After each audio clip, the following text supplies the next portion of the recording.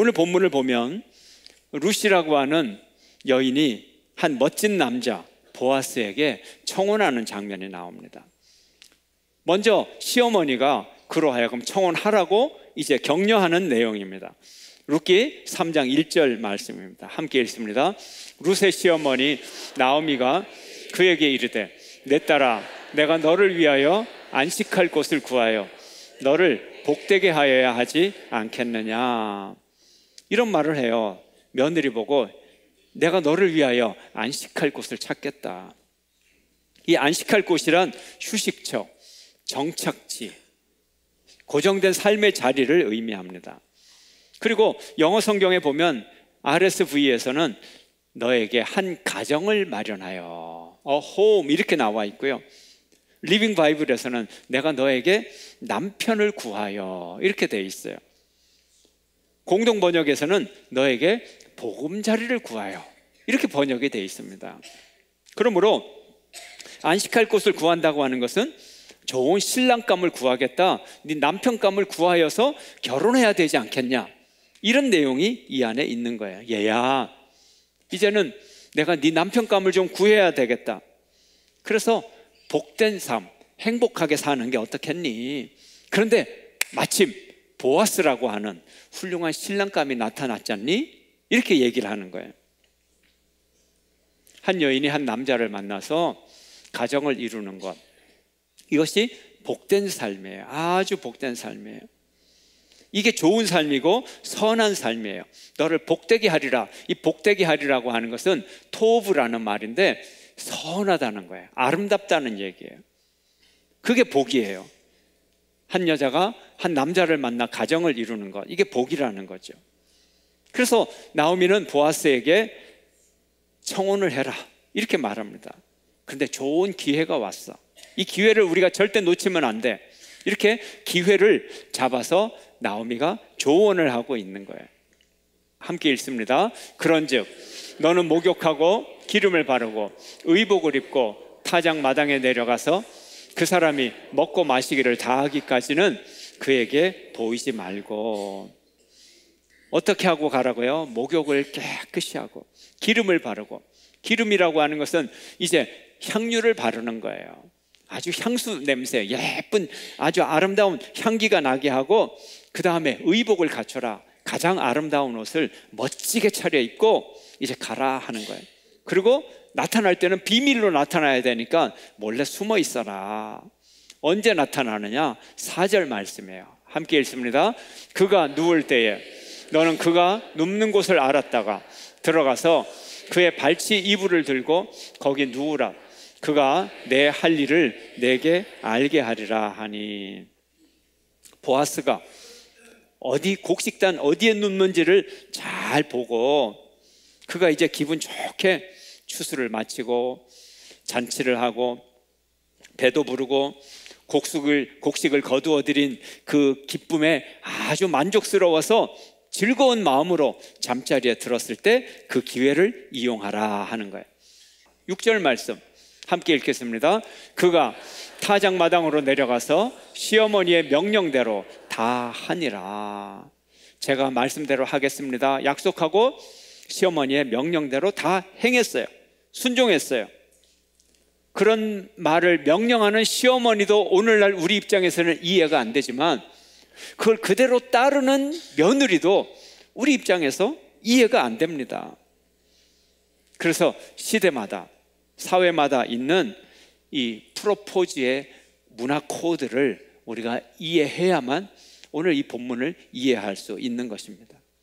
룻기 시대의, 성경 시대의 문화 코드를 알면 이 룻의 프로포즈가 당돌하고 정말 무모한 그런 프로포즈가 아니라 아주 적극적이고 그러나 정중한 의미가 있는 프로포즈임을 우리가 이해하게 될 것입니다. 나오미의 지시대로 밤에 이방 여인이 타작마당에 몰래 내려가서 보아스의 발치로 이불 속으로 살짝 들어가는 일, 이거 아주 위험한 일입니다. 그 당시에도 위험한 일입니다. 그 이후의 사건에 대해서 아무도 책임질 수가 없어요. 안전이 보장되지 않은 무모한 행동일 수도 있고, 거절당할 수도 있고, 또 행실이 올바르지 못한 여인으로 주홍 글씨가 이마에 써질 수도 있는 것입니다. 그러면 그 짐을 평생 지고 가야 돼요.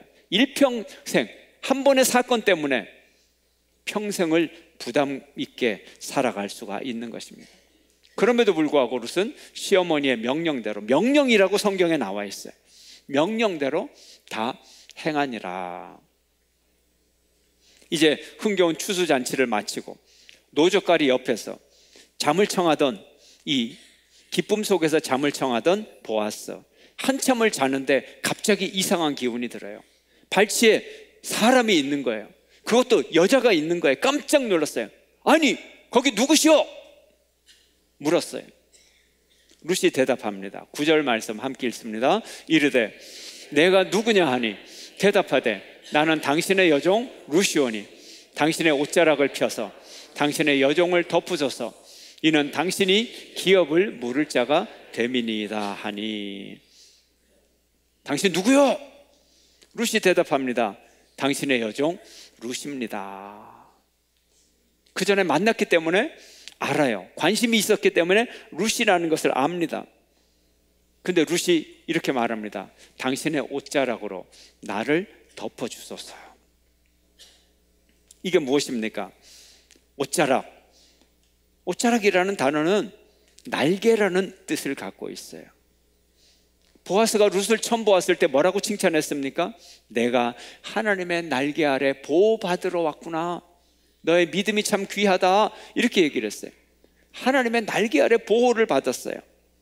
그 말을 보아스 자신이 했어요. 그런데 그 단어를 써서 이제 룻이 보아스를 향하여 하나님의 날개가 아니라 이제는 당신의 날개로, 당신의 옷자락으로 나를 덮어주소서. 당신의 보호를 내가 필요로 합니다. 나를 당신의 날개로 보호하여 주소서. 저에게 안식처가 되어주세요. 저를 보호해 주세요.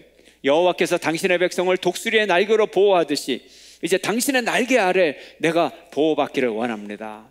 한마디로 말하면 뭡니까? 저와 결혼해 주실래요? 예. 이런 프로포즈의 언어인 것입니다. 그리고 룻은 그 이유를 설명합니다. 그 이유가 뭐냐? 당신이 기업 물을 자이기 때문입니다.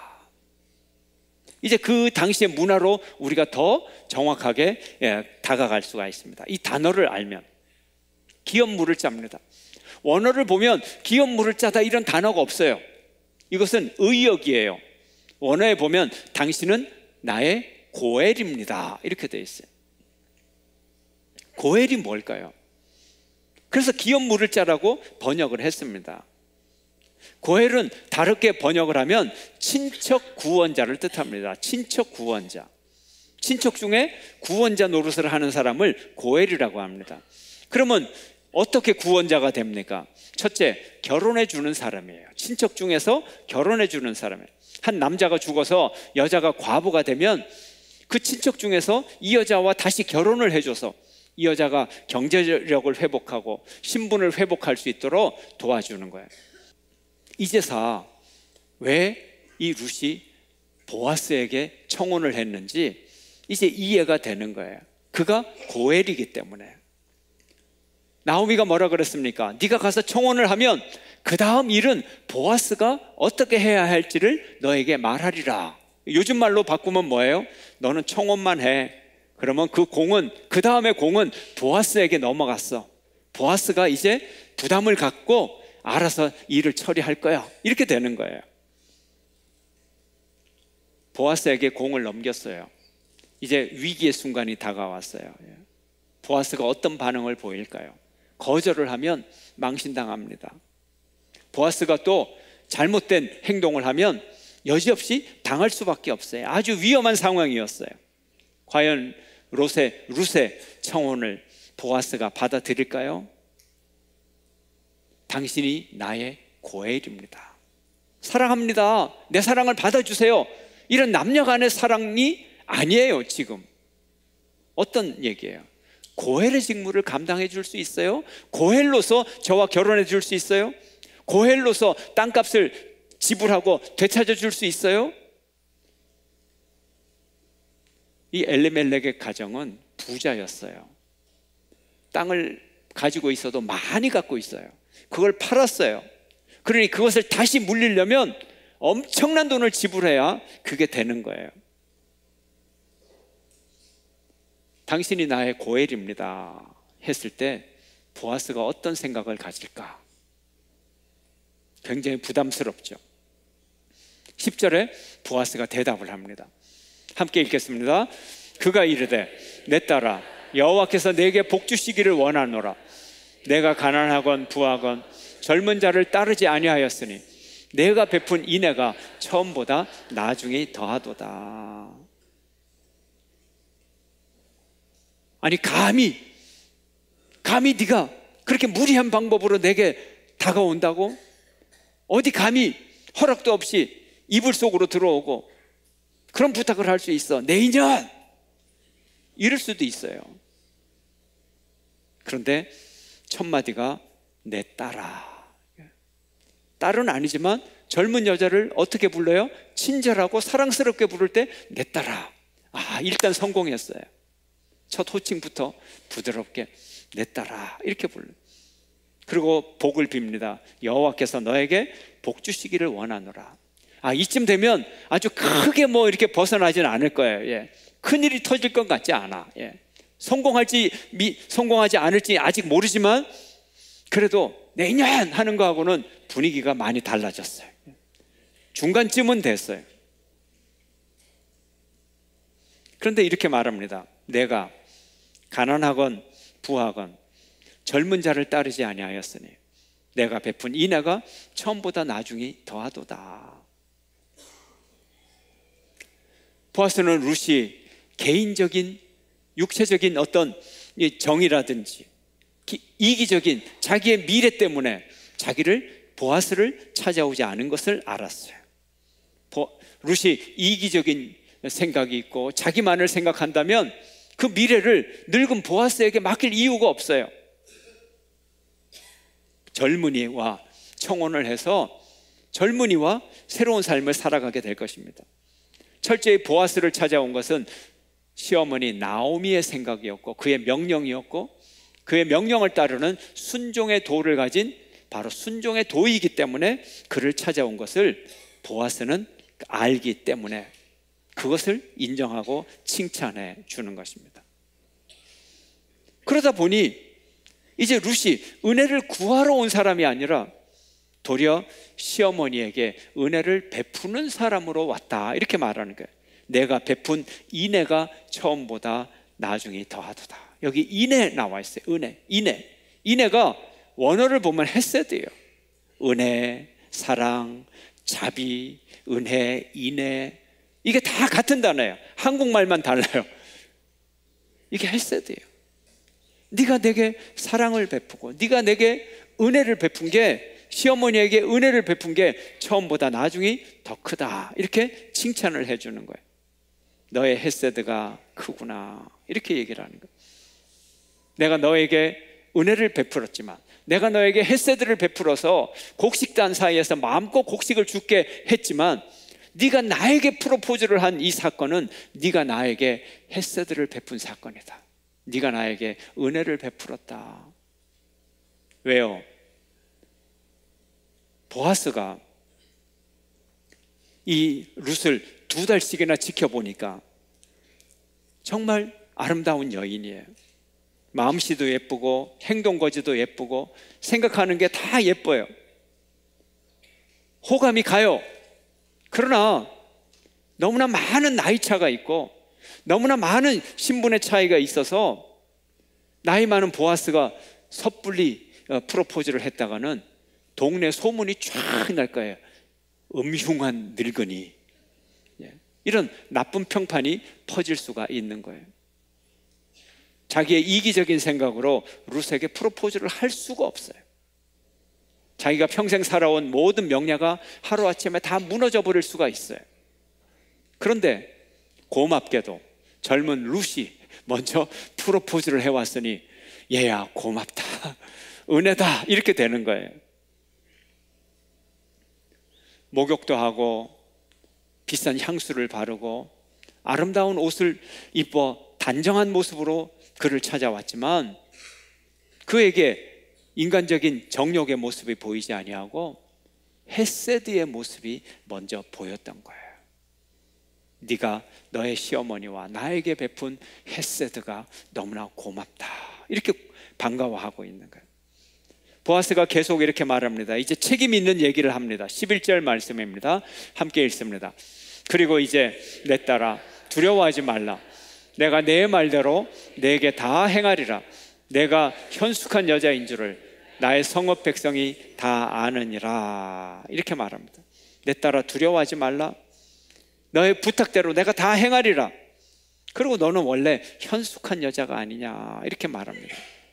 현숙한 여자란 힘 있는 여자, 능력 있는 여자, 용기 있는 여자를 말합니다. 제가 오늘 설교 제목에 룻의 용감한 프로포즈 해서 용감한 이 단어를 썼는데, 바로 이 단어 대신 현숙한 단어를 넣으면 딱 어울리는 그런 의미가 있는 것입니다. 룻의 현숙한 프로포즈, 용감한 프로포즈. 우리말의 개념과 조금 달라요. 우리말은 약간 소극적이고 그저 다소곳한 면이 강조되어 있지만, 그러나 히브리의 이 현숙함이 다소곳하고 순종적인 이런 예의 바른 모습도 들어있지만, 단순히 예의 바르고 소극적인 모습이 아니라 힘있고 능력있고 적극적이고 용기 있는 여자의 모습을 나타내고 있는 것입니다. 내가 용기 있는 여자다, 처신을 용기 있게 똑바로 잘하는 여자인 것, 온 동네 소문이 다 났다, 이렇게 격려를 해주고 있는 것입니다. 그의 행동에 대해서 격려해주고 있어요. 그런데요, 여러분, 보아스의 입장을 한번 생각을 해봐야 돼요. 아니, 웬 여자가 아무리 평상시에 호감을 갖고 있다고 해도 어떻게 이렇게 대담한 행동을 할 수가 있어요? 갑자기 쳐들어오는 이런 대담한 행동을 할 때 반응하는 남자, 굉장한 위기에 빠지게 돼 있어요. 굉장한 위기에 빠지게 돼 있어요. 한순간에 잘못된 판단으로 평생 쌓아온 평판과 모든 명예와 이것을 다 잃어버리게 될 수도 있고, 프로포즈를 받는 것이 그렇게 행복한 것은 아니에요. 정말 그 짧은 순간이지만 올바른 판단이 있어야만 되는 거예요. 잘못된 유혹에 빠져서 방종할 수도 있고 돌이킬 수 없는 큰 실수가 되기도 하고, 이것이 소문이 나면 평생 수치를 가지고 살게 되고, 또 더 나가서 법적인 큰 책임을 져야 되는, 형사법을 져야 될지 민사소송에 휘말리게 될지, 이거 엄청난 위기 속에 빠지게 되는 거예요. 그러나 그는 처음부터 아주 책임 있는 절제된 행동을 하는 신사였어요. 12절의 말씀입니다. 함께 읽습니다. 참으로 나는 기업을 물을 자이나 기업 물을 자로서 나보다 더 가까운 사람이 있으니. 룻이 말한 것처럼 기업을 물을 자, 고엘 중에 한 명이면 틀림이 없어요. 근데 고엘도 서열이 있습니다. 아까 뭐라 그랬어요? 친족 구원자라 그랬잖아요. 가까운 친척이라 해야 된다 그랬잖아요. 가장 가까운 친척이 가장 먼저 권리도 있고 가장 먼저 의무도 있는 거예요. 그래서 최고의 고엘은 형제잖아요. 형제. 그러고서 촌수대로 나가는 거예요. 그런데 이 보아스는 가장 가까운 친족이 아니라 두 번째 가까운 친족이에요. 가장 가까운 친족 한 사람이 있었어요. 그래서 이 말씀을 보면 보아스가 성급하게 내가 너의 프로포즈를 받아들이겠다 그러고 포옹을 한다든지 그런 성적인 표현을 하지 않은 이유가 여기에 나오는 거예요. 보아스가 아주 절제된 행동으로 그 상황을 잘 설명합니다. 이것이 나오미가 얘기했던 바로 그 보아스가 너에게 할 일을 알려주리라, 바로 그 얘기에 해당이 되는 거예요. 더 가까운 고엘이 있기 때문에 내가 너와 결혼할 수가 없어. 내가 최고로 가까운 고엘이라면 지금 당장 너의 프로포즈를 받아들여서 결혼 약속을 할 수가 있겠지만 지금 내가 그럴 처지가 아니야. 잘못 너의 프로포즈를 받아들였다가는 내가 큰일을 당할 수가 있어. 그래서 이렇게 말합니다. 이렇게 약속을 해요. 13절 말씀입니다. 함께 읽겠습니다. 이 밤에 여기서 머무르라. 아침에 그가 기업 물을 자의 책임을 내게 이행하려 하면 좋으니 그가 그 기업 물을 자의 책임을 행할 것이니라. 만일 그가 기업 물을 자의 책임을 내게 이행하기를 기뻐하지 아니하면 여호와께서 살아계심을 두고 맹세하노니 내가 기업 물을 자의 책임을 내게서 이행하리라. 아침까지 누워 있을지니라 하는지라. 지금 네가 이 자리에서 빠져나가다가는 혹시 다른 사람들이 보면 큰일이 날 테니까 새벽까지 사람들이 움직이지 않을 때까지 있다가 가장 사람들이 움직이지 않는 그 시간에 몰래 이 자리를 빠져나가라. 배려를 해주는 거예요. 가장 먼저 첫 번째 권리와 첫 번째 의무를 가진 사람에게 물어봐야 되겠다는 거예요. 이 시대는 하나님의 율법을 중요하게 여기지 않는 시대예요. 사람들이 자기 소견대로 행하던 시대예요. 사사시대라 그랬어요. 그럼에도 불구하고 이 보아스는 모든 일을 철저하게 율법대로 행하는 하나님의 사람이었던 거예요. 이 정도는 괜찮겠지. 호감 있는 여성이, 젊은 여성이 다가올 때 쉽게 넘어가는 그런 사람이 아니었어요. 그래서 아주 귀한 사람이에요. 그래서 나중에 믿음의 조상의 구세주의 조상이 될 수가 있었던 것입니다. 우리에게도 참 고엘이 있습니다. 우리에게도 참 고엘이 있어요. 우리는 누구를 만나서 누구와 관계를 맺어서 우리의 참 안식처를 구할 수 있을까요? 누가 우리를 사갈 수 있을까요? 누가 우리의 재산과 우리의 권리와 우리의 생명과 이 모든 자격을 다시 되돌려 줄 사람이 있을까요? 예수님이 우리의 참 고엘이에요. 우리는 죄로 인하여 스스로 자유도 지키지 못하고 육신의 소욕에 빠져 죄의 종으로, 사탄의 종으로, 죽음의 종으로 우리 자신까지 팔려버린 그런 사람이었어요. 이런 우리를 예수님은 당신의 십자가의 피의 공로로 모든 죄값을 다 지불하시고 우리를 다시 사셔서 우리의 자격과 우리의 축복을 다 회복시켜 주시고 우리를 하나님의 자녀로 다시 회복시켜 주셨습니다. 예수님이 우리의 참 고엘입니다. 잃어버렸던 하나님의 자녀라고 하는 이 자격과 영생의 축복을 우리에게 다시 회복시켜 주셨어요. 룻이 대담하게 보아스에게 청혼을 하듯이 왜 우리는 예수님을 향하여 청혼하지 않습니까? 주님, 우리에게 오셔서 안식처가 되어주세요. 당신의 날개 그늘로 나를 보호하여 주시옵소서. 주님 앞에 돌아가는 여러분 되시기를 축원합니다. 용기 있게 주님 앞에 돌아가야 돼요. 예수님은 우리와 결혼하셔서 우리의 신랑이 되셔서 항상 우리와 함께 하기를 원하십니다. 우리가 안식할 곳은 신랑 대신 예수님의 옷자락인 것입니다. 신랑 대신 예수님의 품 안인 것입니다. 참된 삶은 진정한 안식처가 어디인가를 아는 것입니다.